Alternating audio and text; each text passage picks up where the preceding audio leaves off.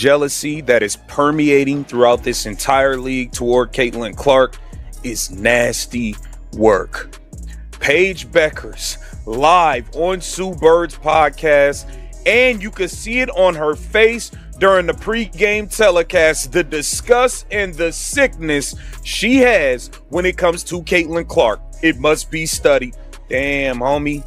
In high school, you was the man, homie. What the hell happened to you? Caitlin Clark? For months, the mainstream sports press and the WNBA power structure spent months trying to convince the public of one enormous, carefully packaged story. From polished studio sets, commentators stared into the lens and insisted the hostility, reckless fouls, and unmistakable disrespect directed toward Caitlin Clark were nothing more than ordinary competitive intensity. They acted as though everything inside the league was perfectly healthy while attempting to bury the uncomfortable reality unfolding behind the scenes. According to their version, the players were simply competing hard and nothing more sinister was happening. But raw emotion can only remain hidden for so long, and eventually the truth finds a way into the open. Then came the moment that sent the WNBA conversation into complete chaos and lit up social media. The carefully maintained image finally cracked when Paige Bueckers, one of the biggest names in women's basketball and a player many believe the media hoped to position as the next superstar, appeared to acknowledge feelings of jealousy. Yet that admission was only the beginning of the drama. While critics argued, complained, and searched for explanations on podcasts, music, Clark did not release a carefully worded statement or fire back through social media. Instead, she arrived at All-Star Weekend, activated another level, and played with the aggression of someone determined to take control of the entire event. From the opening night, she seized the attention surrounding the MVP discussion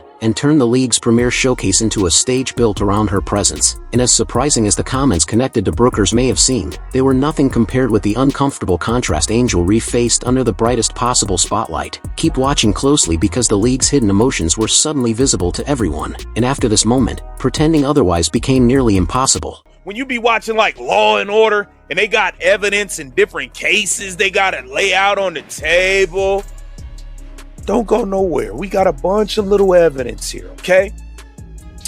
Look at this. I see a lot of Paige Bueckers fans talk about how she can't stand Caitlin Clark. This might help y'all understand why. Jealousy and envy, not easy emotions to deal with. Take a listen at what Paige Bueckers had to say here.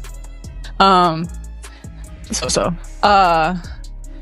then it just felt like women's basketball just took the world by storm, and rightfully so. So I'm not, and I felt bad because I felt like jealous in a way, and I felt like envious, and I've never been that type of person. I felt jealous and I felt envious. Now, when she talks about women's basketball taking over, who is she talking about? Caitlin. To understand why league executives and longtime insiders appeared so unsettled, you have to examine the battle for attention unfolding away from the scoreboard. Music. Many of these athletes have been dominant since childhood. They were the stars of their schools, the leaders of their teams, and the players accustomed to controlling every room they entered. Then a guard from Iowa arrived and instantly altered the center of gravity for the entire sport. Arenas began filling. Charter travel became a major issue. Merchandise moved rapidly and television audiences reached levels the league had chased for years. Yet, the public was not crediting the established veterans for that explosion. Most of the attention was centered on number 22. During a widely discussed media appearance, the weight of Clark's popularity, commercial influence, and drawing power seemed to break through the usual public relations language. Bueckers spoke about jealousy and envy while discussing the attention surrounding Clark, then attempted to redirect the conversation toward broader questions about compensation in women's sports. Rather than removing Clark from the discussion, the shift only highlighted how difficult it had become to avoid acknowledging her enormous financial impact. This was bigger than an awkward comment or poorly phrased response. To many viewers, it sounded like confirmation of what supporters had argued since Clark entered the professional league. The hostility was not solely about defensive schemes, physical basketball, or ordinary competition. It was also tied to status, pride, endorsement money, packed buildings, signature shoe agreements, and worldwide recognition suddenly flowing toward one newcomer. For months, league defenders dismissed any suggestion that resentment was influencing the treatment Clark received. But that single exchange appeared to expose the very emotion they had worked so hard to deny. Women deserve more money. Women should have more money because they have period cramps. They need to give birth. Because she's got multiple messages to send to people. One of them is not to be believed. You're going to hear this and you're going to be like, wait a minute. Let me get this straight. You think because of this you deserve more money and more accolades and more? Nah. But yet all we hear from the players in this league is we want to be treated like a man, so much that it seems like 70% of the league acts like they're men. Lord knows they're trying to let biological men into the league. And we got Paige Bueckers admitting that she's jealous. She's envious of the popularity that Caitlin Clark's got. I mean, yeah, I guess give her credit for two things. Actually admitting it, and the second thing being actually not trying to beat the crap out of Caitlin Clark. I mean, we can't say this. I've never heard Paige Bueckers say anything, technically speaking, that's venomous, I don't think, towards Caitlin Clark. I don't remember anything.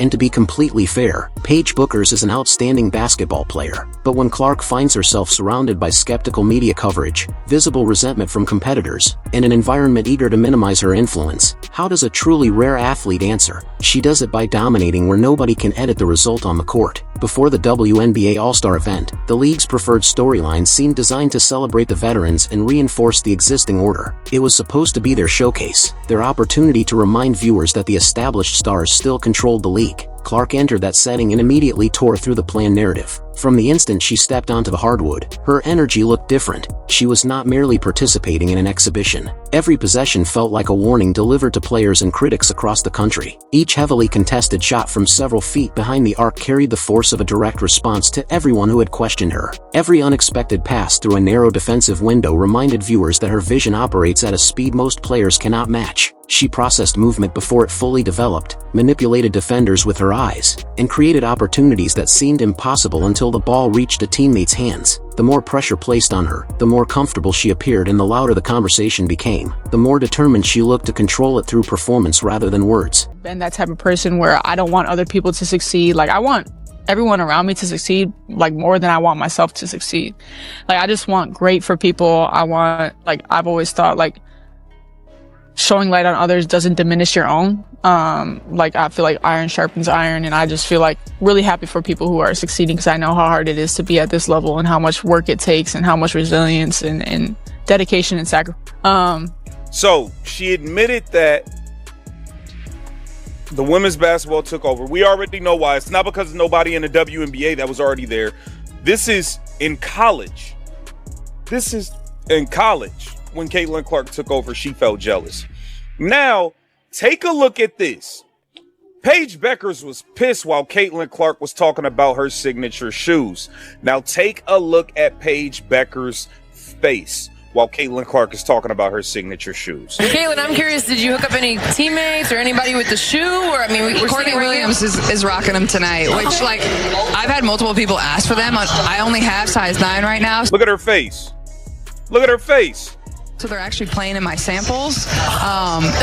Look at her face. She don't want nothing to do with it. She don't want nothing to do with this. She don't want to hear about no damn Caitlin Clark shoes. She been jealous of this girl since college. Both boats have them on. Both the boats have them on. So, yeah, this is a pretty fun pair. And you're looking at, I think it's like Valentine's Day edition. You got the charm on there. But I was going to wear some all white ones. I'm like, that's not fun enough. We got to break out some. Look at Paige Bueckers' face. She's still jealous. Some fire, so cute with the color. The ombre matches the jersey. You mentioned teammates, right? You both have teammates you're participating with. What have you loved? Now, watch this. You gotta pay attention to the signs, man. The signs be right there in y'all face. The signs. Clark dictated the action with such overwhelming confidence that the crowd seemed to lose awareness of nearly everyone else on the floor. Accomplished all-stars began feeling like supporting characters inside an event increasingly centered on her. By the conclusion of the night, the league could no longer avoid recognizing who generated the greatest excitement surrounding the weekend. For Clark's critics, it represented the outcome they had feared most. The audience, music, cameras, and conversation all gravitated toward the same player they had spent months attempting to diminish. The MVP storyline appeared attached to her from the moment she emerged from the tunnel. She did more than outperform the opposition. She challenged them mentally by demonstrating that resentment, criticism, and physical treatment could not erase exceptional talent. But this is where the story gained an even sharper twist, and it is the contrast league promoters would rather avoid discussing. While Clark was delivering a showcase, attracting attention, and strengthening her place in the sport's rapidly changing history, another highly promoted figure was experiencing a much more difficult night. As the player framed as Clark's greatest rival struggled to match the moment, Angel Reese drew attention for missed attempts around the basket, creating an uncomfortable side-by-side comparison while millions of viewers were watching. Human beings in the world, and we carry so much on our shoulders. I feel like we're fearless. I'm gonna keep it real. Casual sports fans, we don't want to hear that crap. I mean, we just don't. We don't want to hear it. We want to watch you play as an athlete. We don't want to hear about your once a month situation. Sorry, we don't want to hear about it. Oh, and they wonder why the league didn't grow forever. This league is never about basketball. The story is never about basketball. It's the damnedest thing I've ever seen.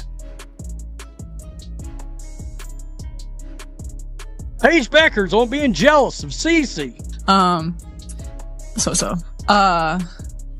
And then it just felt like women's basketball just took the world by storm, and rightfully so. So I'm not, and I felt bad because I felt like jealous in a way, and I felt like envious, and I've never been that type of person where I don't want other people to succeed. Like, I want everyone around me to succeed, like, more than I want myself to succeed. Like, I just want great for people. I want, like, I've always thought, like, showing light on others doesn't diminish your own. Like, I feel like iron sharpens iron, and I just feel like really happy for people who are succeeding, because I know how hard it is to be at this level and how much work it takes and how much resilience and dedication and sacrifice. I mean, yeah, it's wild. The jealousy is from the top down. The WNBA hates Clark. They can't stand that it took a white, straight female to make the league known. They hate it. Darnell, they hate it. They're livid about it. When your lifeblood of your league and your opinion is at your activism and your sexual preference and your skin color. The difference between the two performances became impossible to ignore. While spectators rose from their seats and reacted to nearly every play Clark created, Reese appeared to have trouble converting routine opportunities. The energy done got real weird around here, and I don't understand why. Well, I guess I do understand why. You admitted to being jealous. Take a look at this. Paige admitting her jealousy and envy for Caitlin is exactly what we've been telling y'all. There's nothing wrong with jealousy, but when you turn it into bitterness and hatred, then it becomes a problem. I'm glad she could be open about it, because we know most of the players feel that way. That's a fact. That's a fact. We know most of the players feel that way. And then there are the players who take it out on her, whether it's on the court or on threads, and then they throw in the racism angle because it's easy to do because she's white girl from Iowa. I agree. If you think that Paige is the only one that said it out loud, don't get it confused. Paige is just the one to say it out loud that she was jealous of Caitlin Clark, that she is envious. She couldn't even cover it up on her face during that pregame stuff. She couldn't cover it up. Take a look at this. Accepting and acknowledging those feelings is what stops it from becoming bitterness and hatred. World would be so much better if others followed her example. I mean, wow, considering Paige gets to be beloved while CC every move is demonized. Careful about envy. Even the people are saying it. She looked so bored and awkward in the interview yesterday. That is a fact. Paige Bueckers came out and admitted that she was jealous. Take a look at these comments. Should I say at least Paige has the decency to admit it? The rest of them straight up haters with no guts to admit it.